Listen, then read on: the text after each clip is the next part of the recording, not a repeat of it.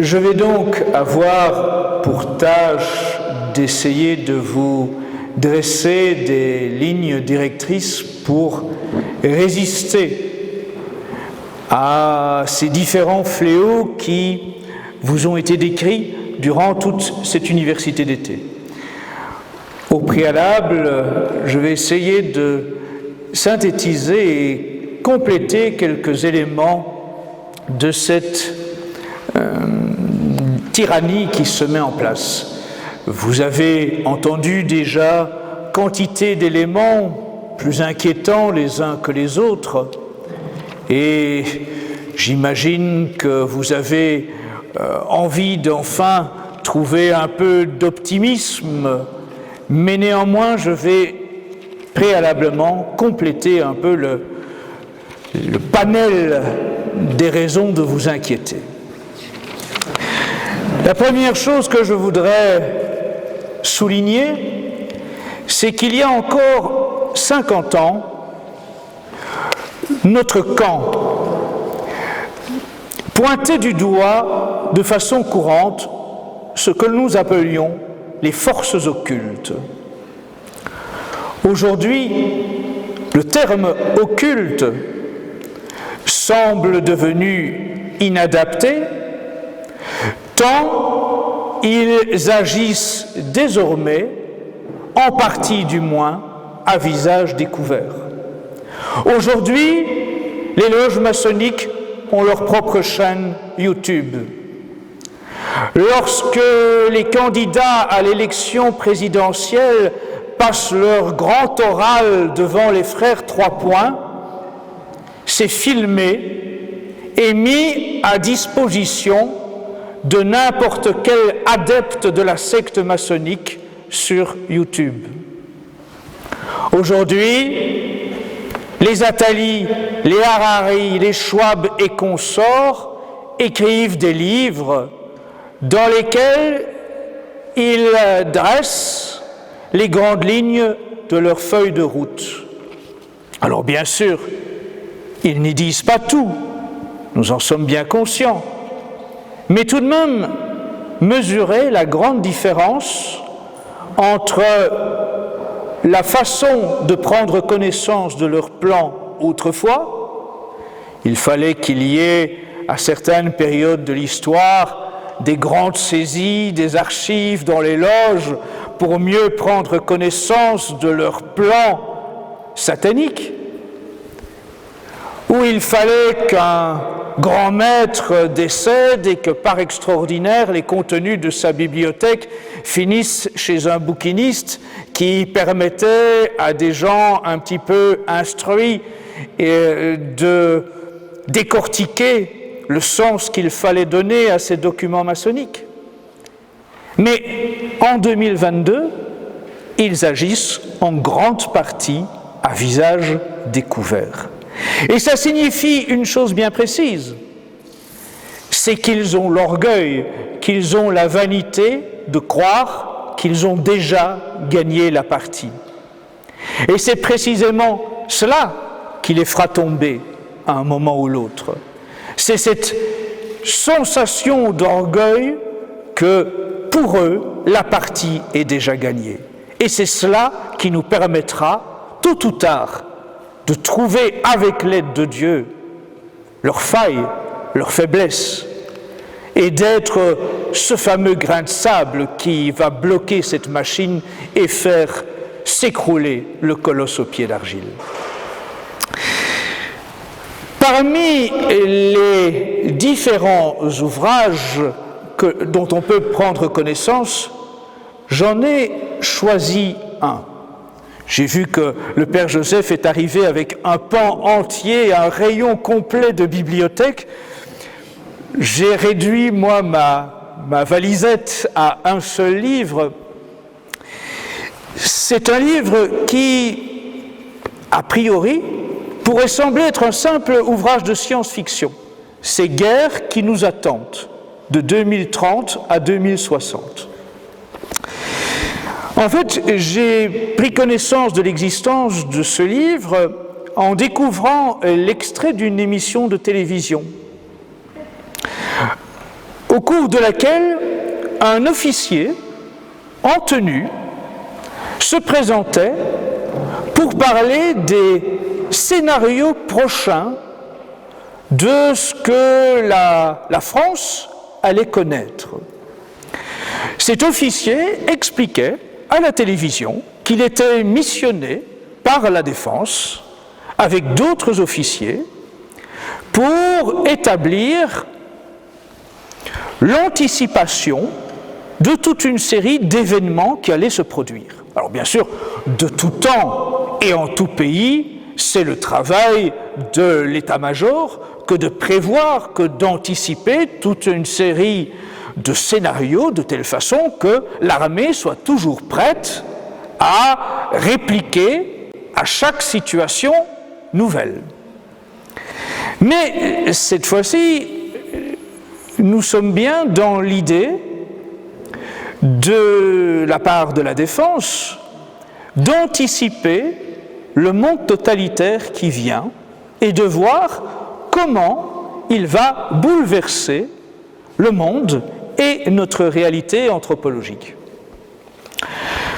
Je ne doute pas, évidemment, que si la Défense a missionné cet officier pour en parler sur une chaîne de télévision, et qu'il y a un livre qui est publié et présenté par la cellule que dirigent ces officiers, il n'y aura dans ce qu'a dit cet officier à la télévision et dans le contenu de ce livre qu'une brève part de ce que la Défense imagine être notre lendemain. Mais tout de même, il y a là suffisamment d'éléments pour déjà mesurer l'extraordinaire imagination diabolique de ceux qui sont aux commandes. Je résume d'abord ce qu'a dit cet officier à la télévision.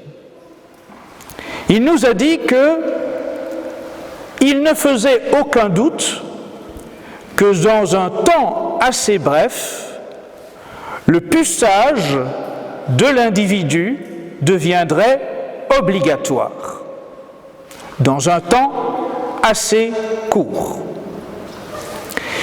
Et qu'il ne faisait aucun doute pour la cellule de l'état-major chargée d'étudier ce scénario, qu'une part de la population, naturellement, refuserait de se laisser pucer.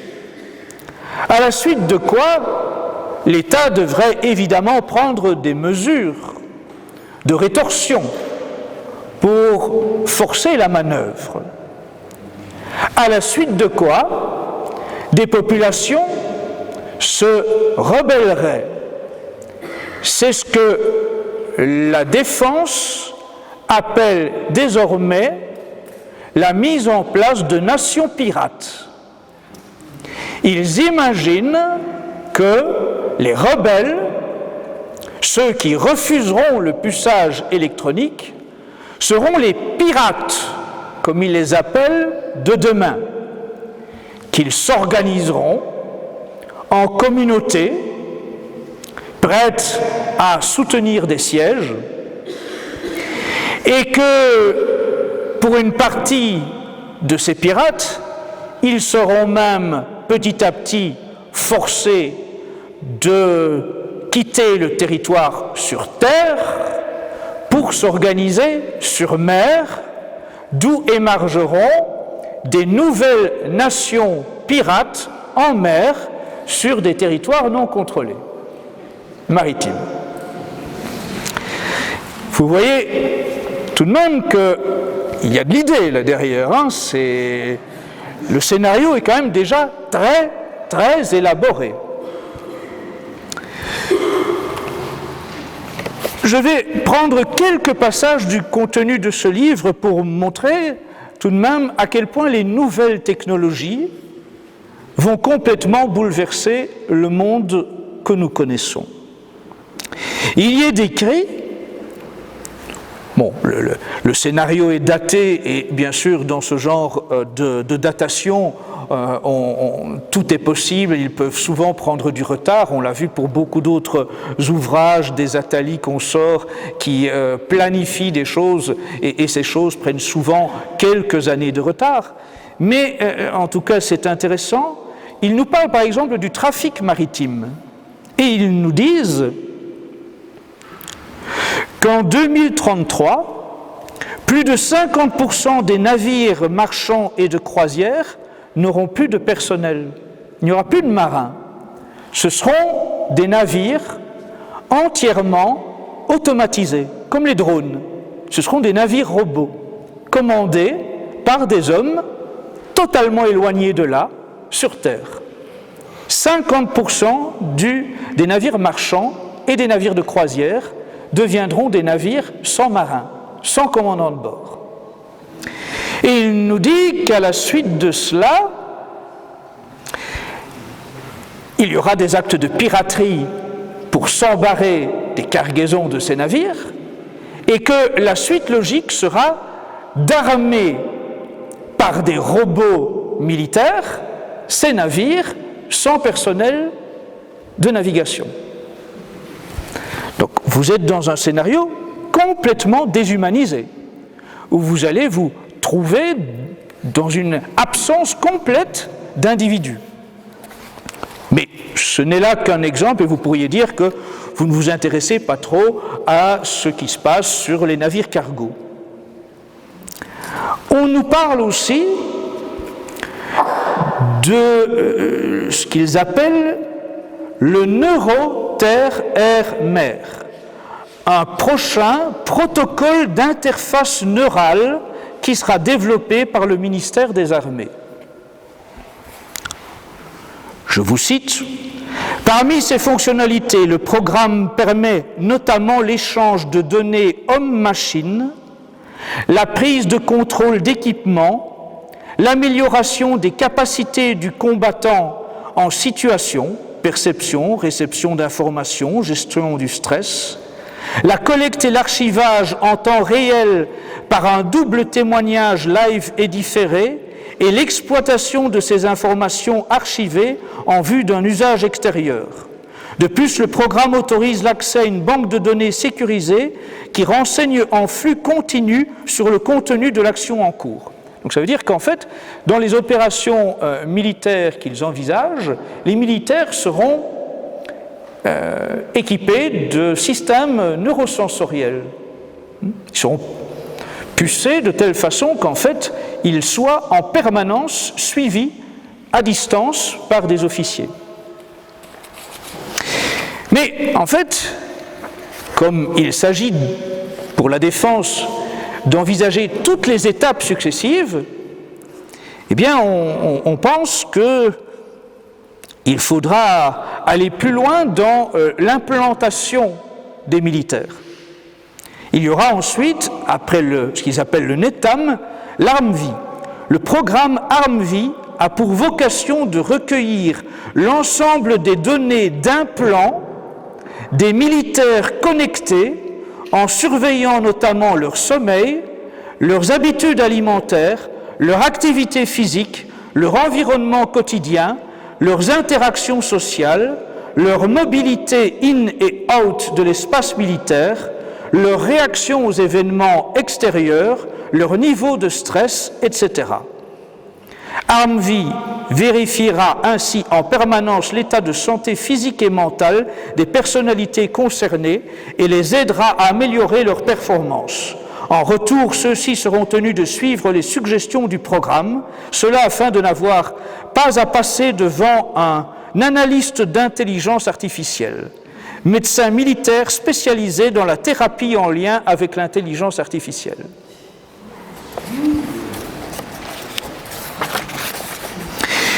La suite, c'est que la défense envisage que ces systèmes d'implants seront probablement à un moment piratés, hackés. Le contournement du programme ARMVI et donc la pénétration du protocole NETAM occasionnera des dommages matériels et humains considérables. il y aura également installé une situation de défiance au sein même des forces armées. Parce que comme des militaires implantés, piratés, trahiront les ordres de l'état-major, néanmoins, ces implants auront bien été implantés sur ordre de l'état-major. La Défense nationale dit « Comment réagir quand l'ennemi potentiel est un camarade ?» On ne peut même pas parler d'ennemi intérieur puisque l'opposition, dans le cas d'espèce, échappe totalement à la traditionnelle définition de l'ennemi. Les personnels à la connexion contaminée ne se considéreront pas comme des agents de l'ennemi, refuseront catégoriquement cette expression, puisqu'ils auront agi en fonction de ce que leur disait un équipement fourni par leur unité sous la responsabilité de leur commandement. Je passe à un tout autre élément de ce que la défense envisage comme notre futur, ce qu'ils appellent la réalité alternative. C'est formidable quand même. Il n'y a plus simplement le virtuel et le réel, non, il y a la réalité alternative. C'est envisagé pour 2030. Les qualités immersives des univers virtuels augmenteront de jour en jour. À l'origine, ce seront de simples moyens de divertissement, mais quelles seront les conséquences sociales s'ils devenaient des lieux d'existence? Qu'entend-il par là? Derrière la réalité alternative, il est question de ce qu'ils appellent, entre autres, le métaverse. C'est-à-dire qu'ils envisagent d'abord pour le divertissement, ensuite pour l'activité professionnelle, qu'une grande partie de la population dispose d'un avatar dans un monde entièrement virtuel. Dans un premier temps, il s'agit de vous mettre des lunettes avec écran sur les yeux, des éléments sensoriels, des capteurs, et vous êtes plongé dans un univers tridimensionnel dans lequel vous avez l'impression de gambader comme si vous étiez ici dans cette salle. Sauf que l'univers est entièrement virtuel. L'idée, c'est que prochainement, ce ne sera pas simplement du divertissement. Au Forum économique de Davos, il a bien été signalé que dans un très proche avenir, une grande partie de l'activité professionnelle se déroulera sur le métaverse.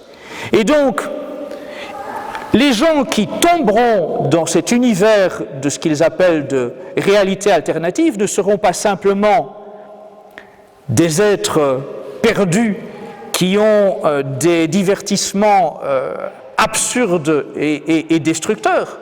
Non, puisqu'ils vont forcer une grande partie des employés de différentes entreprises à travailler dans cet univers du métaverse, dans cet univers virtuel, à perdre pied progressivement avec le réel, dans le monde du réel.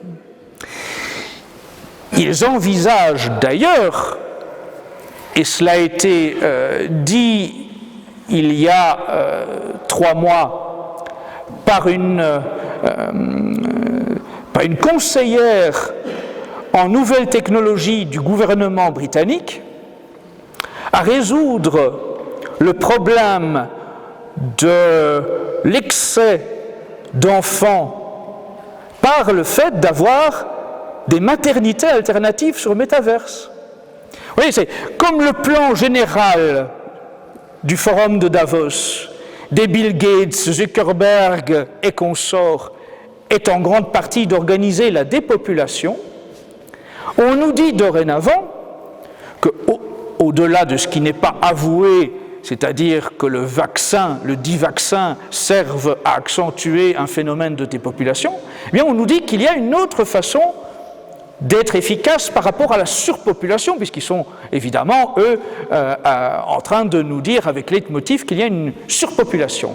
Eh bien l'idée, c'est que dorénavant, pour que les mamans ne connaissent plus l'ennui d'avoir des enfants qui pleurent la nuit, qui sont malades, rien ne vaut d'avoir un bébé virtuel, un bébé sur métaverse, dont vous aurez psychologiquement vraiment l'impression de connaître le développement de la naissance à l'adolescence. Parce qu'avec ces lunettes sensorielles et ces capteurs, lorsque la maman se branchera, elle aura instantanément, au plus profond de son esprit, de son système cérébral, l'impression de tenir un bébé dans les mains. Et elle en aura la sensation par les capteurs sensoriels. Vous imaginez l'aspect diabolique qui se cache derrière tout cela. Mais la Défense nationale, dans l'analyse qu'elle fait du développement du métaverse, dit que dans un avenir très proche, il y aura une part tellement importante de la population qui sera devenue complètement accro, dépendante de ce monde virtuel, de ce monde du métaverse, que lorsqu'il arrivera une catastrophe qui demande par exemple l'évacuation d'une zone, l'armée ou les systèmes de secours seront contraints de s'activer eux-mêmes par des avatars sur métaverse pour s'adresser aux gens qui n'auront plus contact avec le monde réel.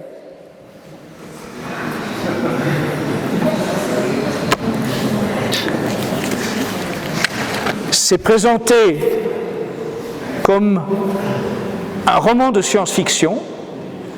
Le meilleur des mondes, je vous rappelle, d'Huxley, était écrit par un auteur qui avait des informations de première main. Ici, c'est une cellule qui est en liaison directe, missionnée par la Défense nationale pour envisager le monde futur. Je vous parle aussi quelques instants du système de contrôle social à la chinoise, qui n'a pas été évoqué ici jusqu'à présent, et je pense que c'est pourtant essentiel que vous en mesuriez le développement. Le système de contrôle social à la chinoise est un système à points. L'idée, il fonctionne en Chine, mais il ne concerne pas que les Chinois. Il est déjà partiellement mis aujourd'hui en œuvre en Italie, et on sait bien que l'ensemble des dirigeants de l'Union européenne sont particulièrement séduits par ce système de contrôle social à la chinoise. Or, qu'est-ce que ce contrôle social à la chinoise? C'est un système à points. Chaque citoyen a un certain nombre de points.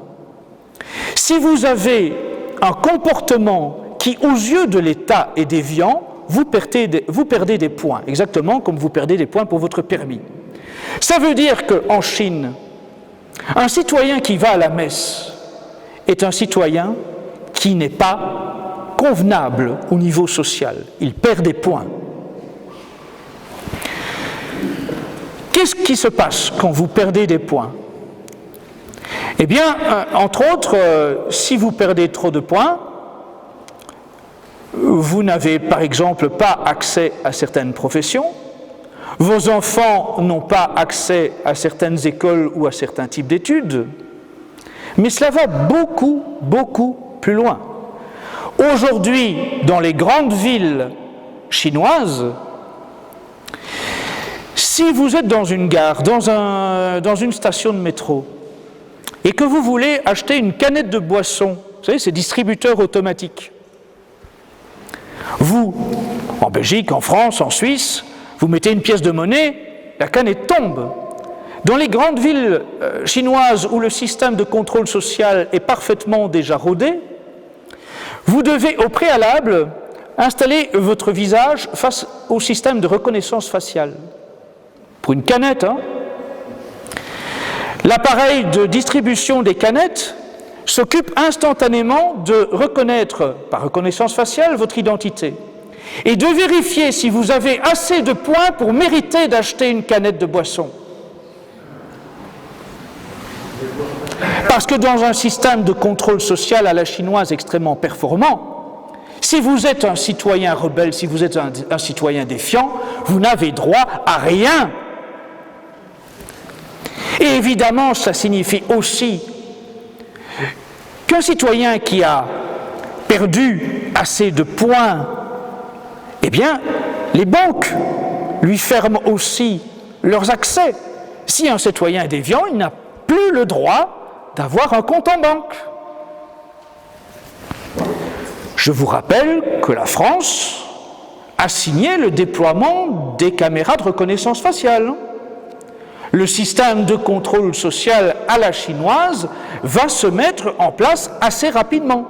Ce n'est pas après-demain, ce n'est pas demain, tout commence aujourd'hui. Il y a aussi le système de deepfake. Vous avez aujourd'hui des systèmes d'intelligence artificielle qui font que, à partir du moment où on numérise votre visage,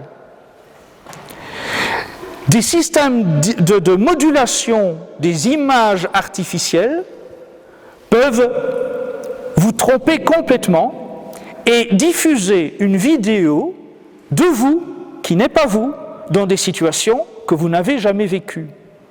Ça signifie concrètement que si demain on veut discréditer une personnalité politique ou une personnalité religieuse, à partir simplement de la numérisation sur 360 degrés de sa tête, on peut tromper l'ensemble de la population et totalement salir cette personnalité. Et les gens n'y verront que du feu, parce qu'ils auront une vidéo qui a l'air totalement réelle. J'avais fait une conférence il y a de cela déjà 2 ans, je pense, sur le transhumanisme, où j'avais repris une multitude de citations des promoteurs du transhumanisme, des chercheurs, des scientifiques, des industriels qui sont derrière tout le plan du transhumanisme. Et une expression qui revient régulièrement, c'est qu'il faut culpabiliser ceux qui seraient enclins à ne pas se laisser augmenter, ou à ne pas laisser augmenter leurs enfants. Et ils disent, avec évidemment une maîtrise de la psychologie humaine, que les parents qui n'augmenteront pas leurs enfants devront assumer d'avoir fait de leurs enfants les esclaves de la société de demain.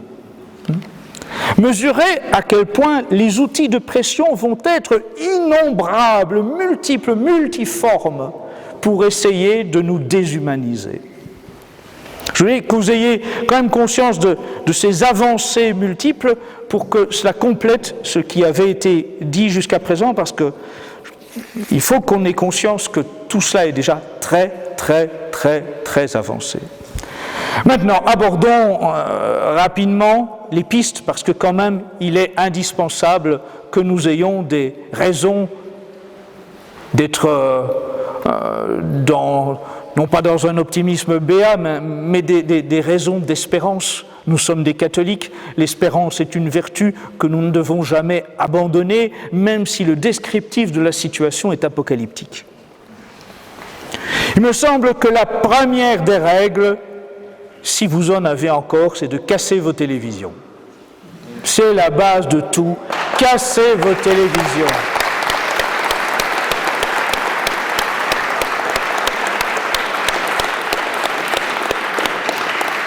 Et au-delà de cette lucarne du diable, libérez-vous de l'influence des médias du système.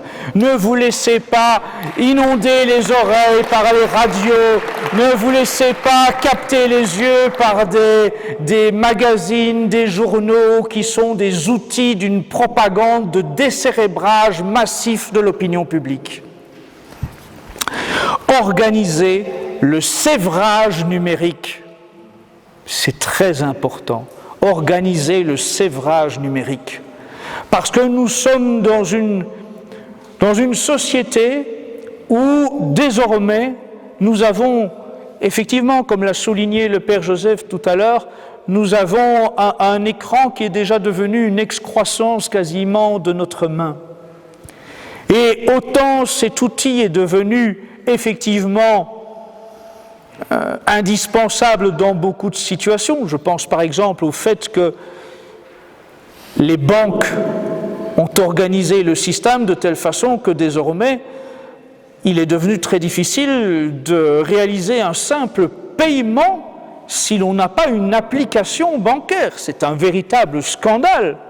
J'ai assisté vraiment à des scènes dans des agences bancaires où des personnes âgées étaient complètement désespérées parce qu'évidemment elles n'avaient pas de smartphone, elles n'avaient aucun moyen de mener leurs opérations par ces systèmes d'application, et où les employés répondaient à ces personnes âgées avec un mépris, avec une arrogance absolument ignoble, et où clairement l'un des employés disait « Mais madame, l'objectif il est bien celui-là, c'est que tous les gens comme vous, ils disparaissent des banques, qu'ils ne soient plus nos clients, qu'ils n'aient plus de compte en banque, qu'ils soient des gens en marge de la société. »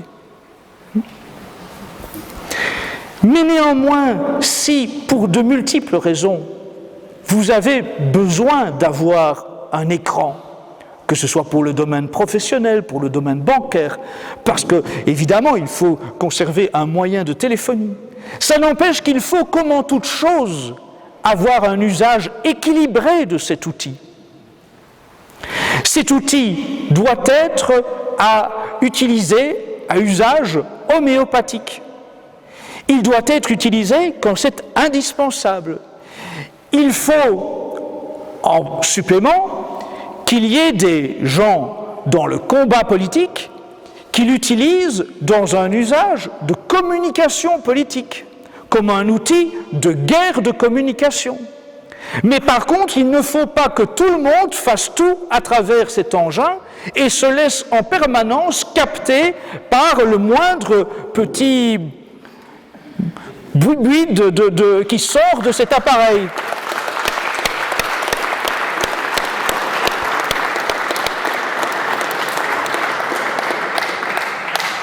C'est insupportable de voir désormais, que l'on soit en rue, au restaurant, dans un bus, dans un train, le gazouillis permanent. Et quelle tristesse de voir que ça ne concerne pas que les plus jeunes. Je vois quantité de cheveux gris, voire blancs, qui sont en permanence là à se précipiter sur cet appareil dès qu'il y a un boui-boui qui sort. On sent, mais tout n'est pas urgence que je sache. Libérez-vous. Libérez-vous, affranchissez-vous. C'est le sévrage numérique qui est indispensable. Il faut que nous ayons des esprits libres, et ça passe par là, par la libération des médias, par la libération des écrans, par un usage équilibré de cela. Ça ne veut évidemment pas dire qu'il faut que vous soyez totalement coupé du monde, vivant comme un ermite au fond des bois, sans connaître ce qui se passe. Il y a de bons médias alternatifs, et je ne peux naturellement que vous encourager avec une régularité équilibrée, à consulter Mediapresse Info.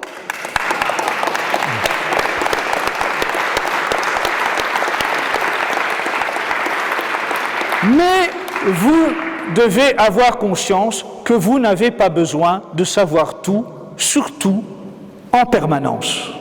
Vous n'avez pas besoin, 24 sur 24, 7 sur 7, de savoir la moindre rumeur de ce qui se passe au Sénégal, au Sri Lanka, en Thaïlande, au Guatemala, la moindre appendicite d'un ministre, la moindre fièvre d'un gouvernant quelconque. Vous n'avez pas besoin de tout savoir sur tout.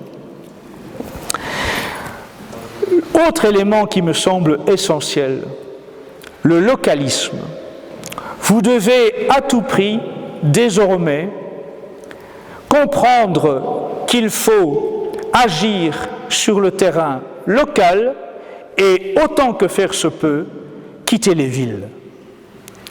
Je sais que ce n'est évidemment pas possible pour tous, mais ça l'est en tout cas pour une grande part d'entre nous, et il faut que nous mesurions bien que si vous êtes retenus par des fils à la patte qui sont en fait des pièges, il vaut mieux les couper.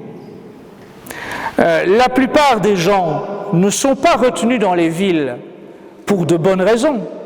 Ils sont retenus dans les villes parce qu'ils se disent que c'est plus facile, plus confortable, qu'il y a le métro tout près, qu'il y a le cinéma pas loin, qu'il y a un nombre important de restaurants, qu'il y a une activité sociale multiple, qu'il ne faut pas faire d'efforts pour aller s'approvisionner à 23 heures au night shop du coin pour s'acheter une bouteille d'un soda. Ça, ce sont de mauvaises raisons. Et comme j'ai essayé de vous le faire comprendre, et comme ont essayé de vous le faire comprendre tous les intervenants précédents, de toute façon, dans peu de temps, les villes vont toutes devenir des enfers sur terre, de telle façon que si vous n'avez pas pris vos précautions à temps, il sera trop tard pour les quitter. Et vous devrez subir à ce moment-là le résultat de vos mauvais choix.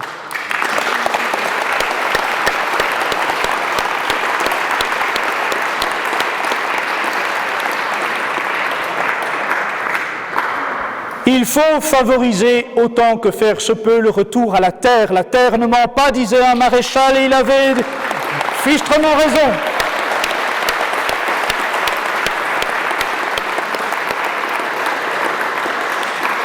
On nous fait alterner entre les peurs, les angoisses, il y a le Covid, la variole du singe, le variant Centaure, il y a la guerre en Ukraine, il y a les pénuries alimentaires, il y a le réchauffement climatique, il y a la hausse du prix du carburant.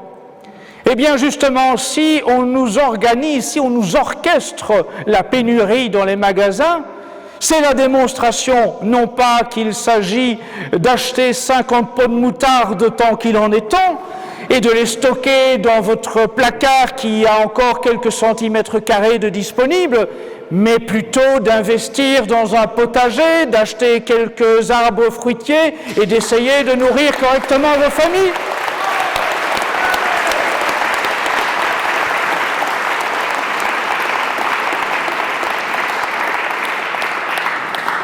Il faut que vous essayiez de développer une relation privilégiée avec les vrais paysans. Aujourd'hui, on est dans régulièrement l'usage d'expressions qui révèlent la distorsion entre ce qu'était le monde paysan d'autrefois et ce qu'est l'exploitation agricole, comme ils utilisent le terme. Exploitation agricole dit bien qu'aujourd'hui, la paysannerie a en grande partie été remplacée par des multinationales agricoles. Ce que nous voulons, nous, c'est retrouver de véritables paysans, comme autrefois, avec lesquels nous pouvons avoir une relation privilégiée, de telle façon que si vous avez fait le choix de vous retirer des villes, vous puissiez, auprès de ces véritables paysans, trouver des sources d'alimentation correctes, saines, à des prix corrects, et qu'ainsi il y ait un retour réel à la terre qui soit efficace et fondé sur le bien commun.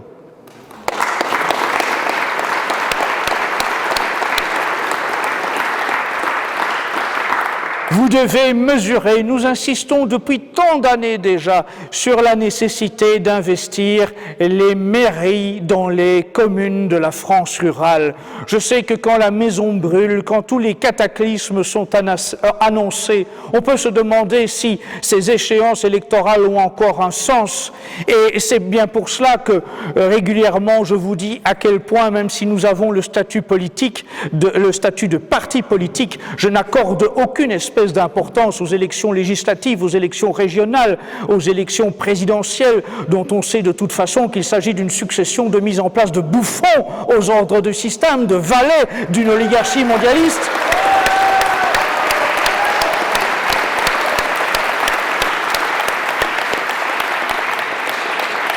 Mais la mairie, dans une petite commune, dans cette France rurale, est encore le dernier outil, le dernier échelon naturel dans lequel nous pouvons espérer mener un rôle vraiment efficace pour le bien commun.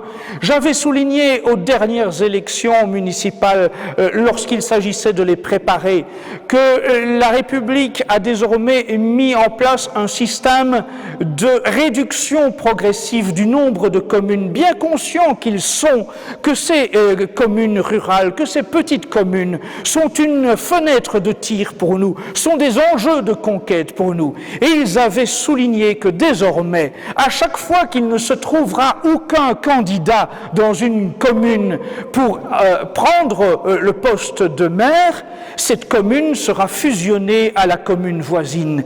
Et c'est bien ça, évidemment, la plus grande tristesse qui est la mienne, c'est de vous mettre en garde depuis 12 ans déjà sur la possibilité de conquérir ces communes, parce qu'elles sont là des enjeux de combat qui peuvent être tellement satisfaisantes pour s'organiser pour le bien commun. Je vous rappelle que c'est justement à l'échelon des petites communes qu'il est notamment possible de mettre en place des monnaies locales. À chaque fois que nous laissons une petite commune être fusionnée, c'est une part de territoire que nous cédons à l'adversaire, que nous cédons à l'oligarchie cosmopolite.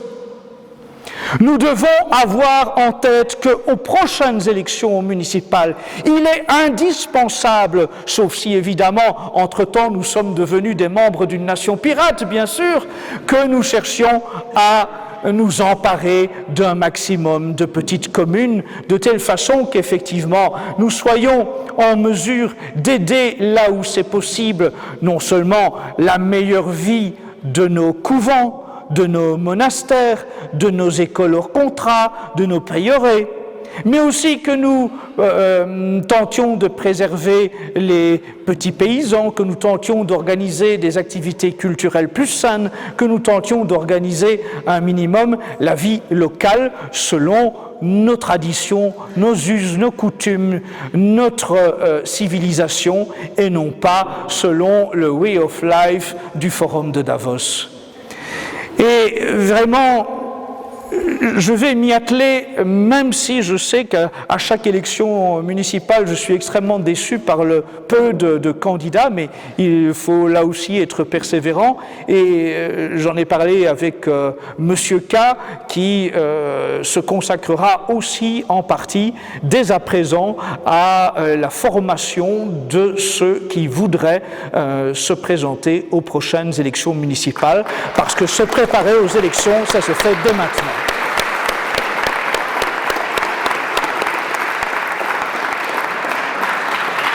Il faut aussi que vous ayez une relation intelligente avec l'argent, avec la monnaie. Combien de fois dois-je répéter à quel point il faut que vous cessiez d'utiliser vos applications smartphone pour payer. Il faut que vous cessiez d'utiliser vos cartes de banque pour payer. Tant que faire se peut, il faut que vous utilisiez vos billets de banque, vos pièces de monnaie.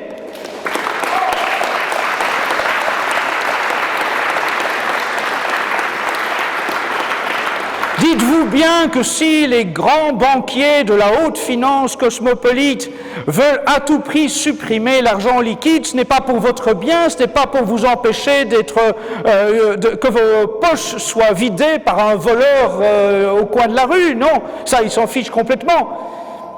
S'ils veulent vous priver de l'argent liquide, c'est parce qu'ils veulent trouver un élément de plus pour faire de vous un esclave, pour vous tracer. Qui dit disparition de l'argent liquide, qui dit disparition des billets de banque et des pièces de monnaie, dit une traçabilité complète d'entre vous dans vos moindres faits et gestes en temps réel. Ça veut dire, je le rappelle pour ceux qui ne comprendraient pas encore, que le dimanche à la quête, quand vous n'avez plus de billets de banque, quand vous n'avez plus de pièces de monnaie, ça signifie que le sacristain vous présentera un petit appareil pour que vous passiez votre système de paiement sans contact, qui permettra à la Macronie de savoir que ce dimanche vous étiez à la messe dans une chapelle de la tradition. Ils sauront en temps réel vos pratiques religieuses. Ils sauront en temps réel votre adhésion à un mouvement dissident. Ils sauront en temps réel l'achat de vos mauvaises lectures. Ils sauront en temps réel votre présence à une activité, un meeting, une réunion de formation du moindre mouvement contre-révolutionnaire, dissident, résistant, résilient. Est-ce que vous êtes prêts à vous soumettre à cela? Alors, dans ce cas-là, il faut en tirer les conclusions et il faut que vous cessiez d'être d'ores et déjà des complices de ce système. Parce qu'à chaque fois que vous utilisez un système de paiement numérique, à chaque fois que vous utilisez une carte de banque, à chaque fois que vous utilisez une application de paiement sur votre téléphone, vous êtes un complice de ce système indirectement.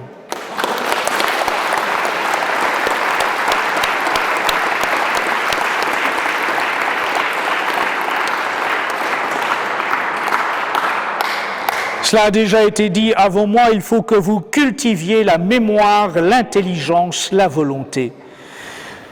Lisez, lisez. J'ai été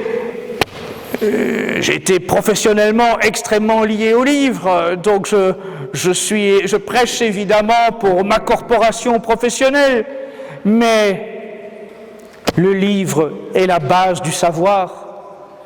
Si vous voulez être un militant et que vous n'avez pas de bibliothèque, il faut vous poser beaucoup de questions. Un bon militant se nourrit intellectuellement et spirituellement. Ce sont ses premières munitions. Alors, de grâce, faites travailler votre mémoire, ayez une mémoire de l'histoire pour tirer des leçons pour les combats d'aujourd'hui et de demain. Il faut avoir une connaissance du passé. C'est par une connaissance analogique de l'histoire que nous allons pouvoir trouver les réponses structurelles à la façon de mener la contre-révolution demain.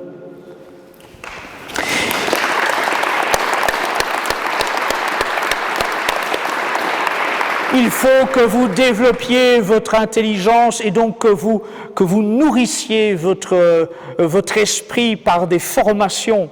Un militant qui n'a pas le souci d'être bien formé, un militant qui n'a pas le souci d'avoir la tête bien pleine, est un analphabète qu'on envoie sur un banc suivre un doctorat en littérature. Ça n'a aucun sens. Si vous voulez être bien armé dans la rue pour essayer de convaincre un kidam, un Français qui peut avoir soif mais qui se pose beaucoup de questions, il faut que vous soyez bien armé, que vous ayez la tête bien pleine. Donc un militant, ça se forme, ça doit être la volonté de chacun d'entre vous d'incorporer une section de Civitas et dans cette section Civitas de veiller à y recevoir une bonne formation intellectuelle. Il faut aussi que vous développiez votre volonté. Notre monde contemporain est un monde de faibles. Tout a été fait pour déviriliser cette société. Que n'avons-nous vu d'hommes qui sont devenus efféminés, invertébrés, des larves, des vers de terre qui rampent? Est-ce de cela dont nous avons besoin?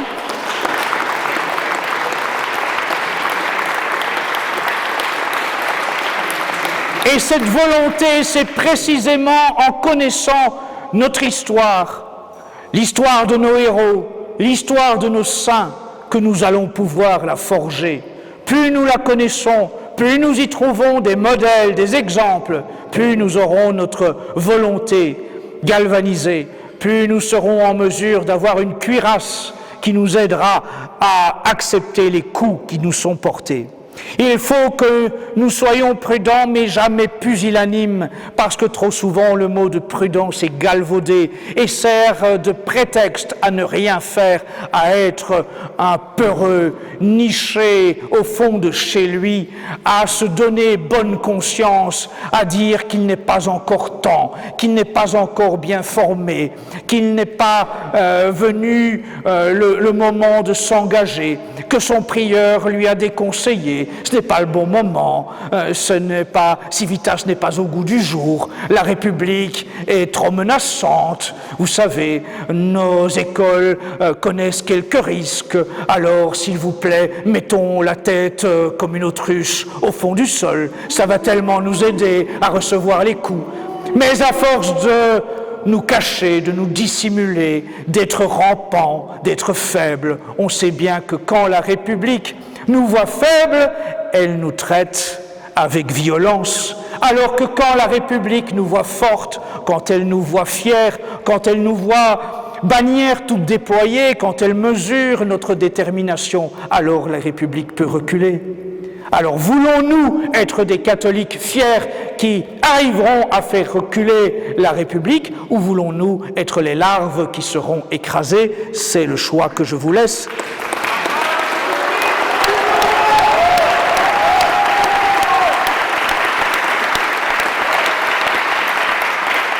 Nous avons l'habitude que nos fêtes du pays réel, et je vous demande d'inscrire déjà à votre agenda que la prochaine fête du pays réel se tiendra le samedi 19 novembre cette année, et que tous ceux, artisans, éditeurs, auteurs qui veulent un stand doivent nous contacter dès à présent.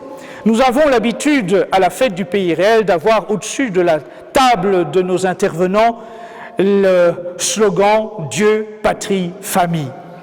C'était le slogan de l'État nouveau au Portugal sous Salazar. Eh bien, voilà un homme qui serait particulièrement source d'exemple, de modèle par rapport au combat que nous devons mener aujourd'hui contre l'oligarchie financière, contre l'oligarchie mondialiste. Lui, Salazar, avait compris déjà à son époque le danger de laisser entrer en son pays les spéculateurs apatrides.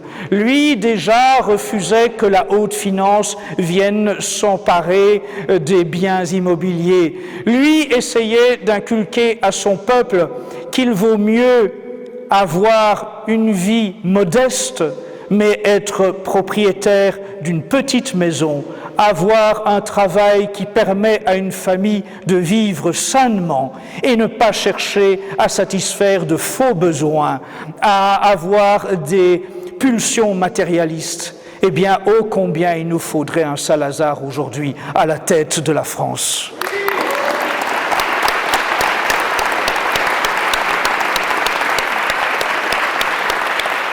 Il faut que vous vous engagiez, cela a été répété, il y a une place pour chacun d'entre vous dans ce combat. Mais surtout, ne vous trompez pas d'endroit où allez vous engager. Encore une fois, là aussi j'insiste, faites attention à l'opposition contrôlée. Notre histoire des 10, 15, 20 dernières années est une succession d'illusions à des moments électoralistes notamment. Eh bien, s'il vous plaît, ne tombez pas une fois de plus derrière un énième Z comme Zorro qui vous promettra de remporter des élections.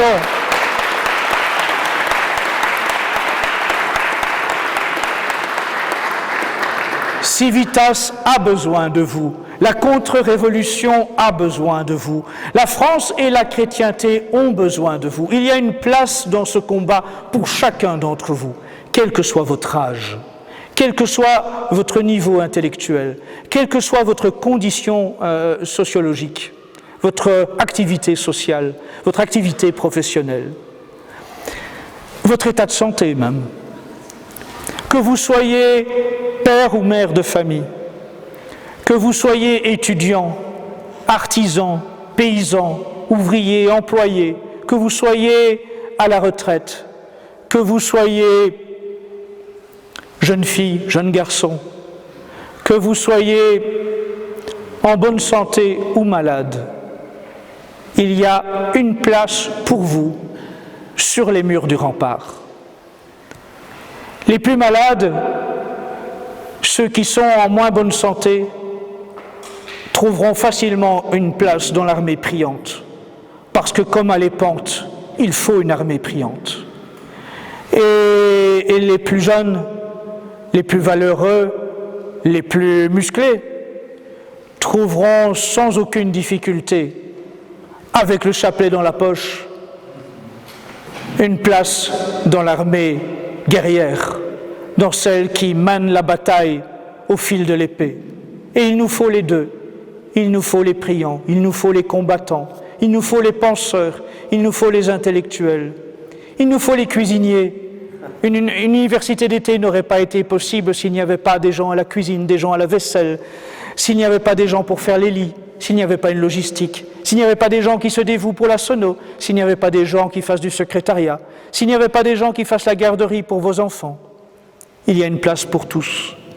Aucun de vous n'est inutile, quoi qu'en disent les Attali, quoi qu'en disent les Schwab, quoi qu'en disent tous les membres de cette oligarchie satanique mondialiste.